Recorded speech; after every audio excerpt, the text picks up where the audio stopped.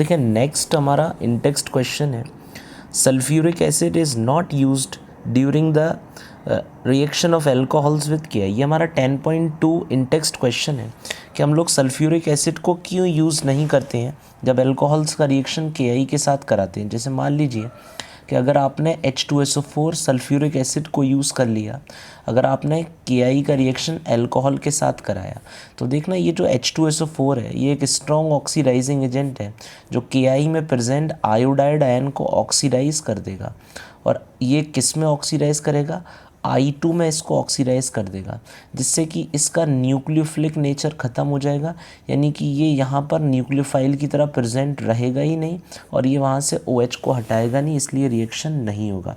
आप चाहें तो यहाँ पर कॉन्सेंट्रेटेड H3PO4 जो कि NCERT में भी दिया है, ये आपका फॉस्फोरिक एसिड है, ये अप टू 95% कॉन्सेंट्रेटेड अगर आप यूज़ करेंगे तो डेफिनेटली ये यहाँ पर के के साथ वर्क करेगा और के में आई को ऑक्सीडाइज नहीं करेगा और आपकी रिएक्शन स्मूथली हो जाएगी। इसके बाद नेक्स्ट जो इन टेक्स्ट क्वेश्चन है उसमें आपको राइट स्ट्रक्चर्स 10.3 है, ये right structures of different die halogen derivatives of propane. तो प्रोपेन के स्ट्रक्चर को हम बना लेते हैं, जैसे 3 कार्बन और सिंगल बॉन्ड है तो आपको यहाँ पर हेलोजन्स लगाने। तो जैसे पहले कार्बन पे मैंने 2 क्लोरीन लगा दिए, इस तरह से ये एक डाई हेलोजन डेरिवेटिव हो गया।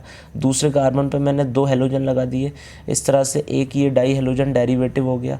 और एक ऐसा भी हो सकता है कि पहले कार्बन पे हेलोजन, दूसरे कार्बन पे एक हेलोजन। एक ऐसा भी हो सकता है कि पहले कार्बन पर एक हेलोजन और तीसरे कार्बन पे एक हेलोजन। तो इस तरह से हम लोग ये 10.3 कर सकते हैं। नेक्स्ट 10.4 में क्या है, among the isomeric alkanes of molecular formula C5H12 identify the one that on photochemical chlorination yields single monochloro product.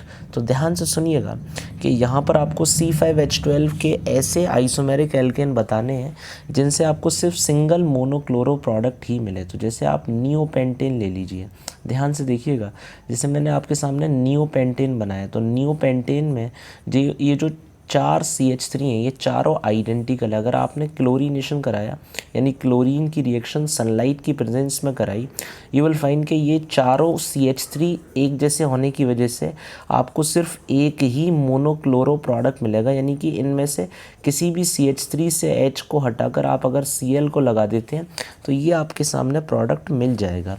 ठीक है, इसके बाद हम लोग अगर इसी के सेकेंड पार्ट पर आ जाएँ तो यहाँ पे 3 आइसोमेरिक मोनोक्लोरो है ना, मोनोक्लोराइड्स देने वाला एल्केन आपको बताना है। तो आप ये नॉर्मल पेंटेन ले लें, CH3 CH2 CH2 CH3। आप देखें इसका अगर आप क्लोरीनेशन कराएंगे यू विल गेट 3 प्रोडक्ट्स। देखिए मैं प्रोडक्ट तो नहीं बनाऊंगा, मैं आपको बस ये बता देता हूँ कि कहाँ से H को हटाकर Cl लगाना है। जैसे ये कार्बन है और ये वाला कार्बन, ये दोनों कार्बन आइडेंटिकल है तो किसी भी कार्बन से H को हटाकर आप Cl लगाएं।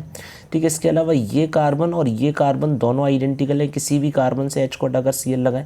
मगर ये जो बीच वाला कार्बन है, ध्यान से देख लीजिए, ये बीच वाला कार्बन से अगर आप H हटाएंगे तो ये डिफरेंट मिलेगा, है ना। तो आपको यहाँ पर नॉर्मल पेंटेन से आपको 3 है ना मोनोक्लोराइड्स मिल सकते हैं। इसके अलावा आपने 4 आइसोमेरिक मोनोक्लोराइड्स बनाने हैं तो आप आइसोपेंटेन ले लें। जैसे मैं आपके सामने आइसोपेंटेन बनाऊं तो यहाँ एक ब्रांच मैंने इस तरह से नीचे लगा दिया, ये आइसोपेंटेन बन गया। और अगर आपने इसका क्लोरीनेशन कराया सनलाइट की प्रेजेंस में, यू विल फाइंड कि आपको यहाँ 4 प्रोडक्ट मिलेंगे। कैसे, यहाँ पर एल्केन में अगर आप इस कार्बन से H को हटाएंगे तो यहाँ Cl लगेगा, एक प्रोडक्ट मिलेगा। यहाँ से H को हटाएंगे Cl लगाएंगे तो यहाँ से दूसरा प्रोडक्ट मिलेगा। और अगर आपने यहाँ से H को हटाकर Cl लगाया तीसरा प्रोडक्ट मिलेगा। अब देखो ये दोनों आइडेंटिकल है तो इन दोनों में से आप किसी से भी H को हटाकर है ना इजीली यहाँ पर क्या लगा सकते हैं, Cl। तो इस तरह से आपको इस एल्केन से 4 प्रोडक्ट्स मिल जाएंगे। आई होप आपको क्लियर होगा। इसके बाद 10.5 पर आ जाएंगे हम लोग। 10.5 में पहला जो पार्ट है उसमें आपको करना क्या है, यहाँ पर OH को हटाना है और Cl को लगाना है। बहुत सिंपल है, न्यूक्लियोफिलिक सब्सटीट्यूशन है। और SOCl2 तो वैसे भी बहुत अच्छा एजेंट है, हेलोजेनेटिंग एजेंट है, क्योंकि यहाँ पर जो साइड प्रोडक्ट मिलते हैं वो गैशियस होते हैं जो इजीली चले जाते हैं और हमारा सिर्फ एल्काइल हैलाइड ही ओनली प्रोडक्ट मिलता है। इसके बाद देखें सेकंड क्वेश्चन पर आते हैं। ये बहुत अच्छा सवाल है। इसमें यहाँ पर हमें देखें क्लियरली दिया हुआ है कि हमें क्लोरीनेशन कराना है। तो देखें इसमें हमें यहाँ पर ब्रोमिनेशन कराना है और NO2 लगा हुआ है यहाँ पर, ये आपका CH2 है, CH3 है, और ब्रोमिनेशन आप यहाँ पर हीट के साथ करा रहे हैं।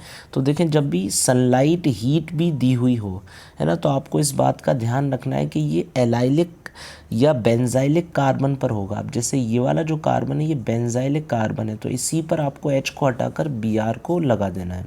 ठीक है, तो मैं यहाँ पर बेंजाइलिक कार्बन से H को हटाकर रेडिकल बनाऊंगा और फिर वहाँ पर ही Br का अटैचमेंट कर दूंगा। आप जानते हैं वहाँ से रेडिकल ज़्यादा स्टेबलाइजेशन होगा, तो इसलिए ये बेंजाइलिक सब्स्टिट्यूशन हो जाएगा। इसके बाद देखेंगे थर्ड क्वेश्चन पर, तो यहाँ पर आपको OH को अगेन हटाना है, Cl को लगाना है, बट ध्यान से देखें ये जो बेंजीन से डायरेक्टली OH लगा हुआ है ये नहीं हटेगा, जो बेंजाइलिक कार्बन से लगा हुआ है ये इजीली रिमूव हो जाएगा। रीज़न क्या है, आप जानते हैं कि यहाँ पर जो कार्बोकैटायन है वो बहुत स्टेबल होगा, और कार्बोकैटायन बहुत स्टेबल होगा इसलिए OH ईजीली हट जाएगा और वहाँ पर आपका CH2 से आकर Cl लग जाएगा। बट ये वाला जो OH है इसको नहीं हटाना है। क्यों नहीं हटाना है, क्योंकि यहाँ पर जो OH लगा है ना ये रेजोनेंस कर रहा है, जिसकी वजह से यहाँ पार्शियल डबल बॉन्ड है तो ईजिली टूटेगा नहीं। इसके अलावा अगर आपने इसको हटा भी दिया तो जो कार्बोकैटायन बनेगा वो इस कार्बन पे आएगा जो कि अनसैचुरेटेड है और हाईली अनस्टेबल हो जाएगा। इसके बाद फोर्थ वाले पर आएंगे, ध्यान से देखें यहाँ पर आपको HI के साथ रिएक्शन करानी है। तो ये एक सिंपल सा मार्कोनी-कोव्स पर बेस्ड एक इलेक्ट्रोफिलिक एडिशन रिएक्शन है जिसमें आपको HI के साथ रिएक्शन कराना है। ध्यान से देखें H पॉजिटिव है और I नेगेटिव है। मार्कोनी-कोव्स के अकॉर्डिंग आपको H पॉजिटिव को वहाँ अटैक कराना है, यानी उस अनसैचुरेटेड कार्बन पे जहाँ पर हाइड्रोजन का नंबर ज़्यादा है। तो यहाँ 1 है और यहाँ पर 1 भी नहीं है, तो इसलिए इस पर अटैक कराना है। बॉन्ड को ध्यान से देखना, यहाँ पर हम लोग शिफ्ट कराएंगे, यहाँ पर ये नेगेटिव इस पर आएगा और पॉजिटिव आ रहा है तो ये यहाँ पर अटैक कर देगा। इसके बाद ये बॉन्ड टूट जाएगा और CH3 जहाँ लगा है वहीं पर आकर के I आपका जुड़ जाएगा। इसके बाद देखें फिफ्थ क्वेश्चन पर आते हैं हम लोग। यहाँ पर CH3 CH2 Br की रिएक्शन NaI के साथ करा रहे हैं। ये हमारी फिंकेलस्टीन रिएक्शन है, एक हेलोजन एक्सचेंज मेथड है जिसमें एक हेलोजन दूसरी हेलोजन को एक्सचेंज करेगा तो Br हट जाएगा और उसकी प्लेस पर I आके लग जाएगा और NaBr PPT की फॉर्म में यहाँ से निकल जाएगा। इसके बाद नेक्स्ट हमारा सिक्स्थ आखिरी क्वेश्चन है इस इंटेक्स्ट में। देखना ध्यान से, यहाँ पे साइक्लोहेक्सीन दिया हुआ है और इस साइक्लोहेक्सीन का हम लोग ब्रोमिनेशन करा रहे हैं। ठीक है, ब्रोमिनेशन अगेन सनलाइट और हीट है, तो मैंने आपको बताया हीट और सनलाइट जब भी दोनों हो समझ जाना कि एलाइलिक या बेंजाइलिक सब्स्टिट्यूशन होगा। तो 3 कार्बन इस तरह से देखना ध्यान से, 1 2 3, ये 3 कार्बन है और एक इनमें डबल बॉन्ड है, तो ये एलाइलिक सिस्टम की पहचान है। ये कार्बन जो sp3 हाइब्रिडाइज कार्बन होता है ये एलाइलिक कार्बन होता है। इसी से आपको H को हटाना है और इसी पर Br लगाना है। तो इस तरह से आपका ये रिएक्शन कंप्लीट हो गया। ठीक है, तो हमारा ये इंटेक्स्ट क्वेश्चन कंप्लीट हो गया।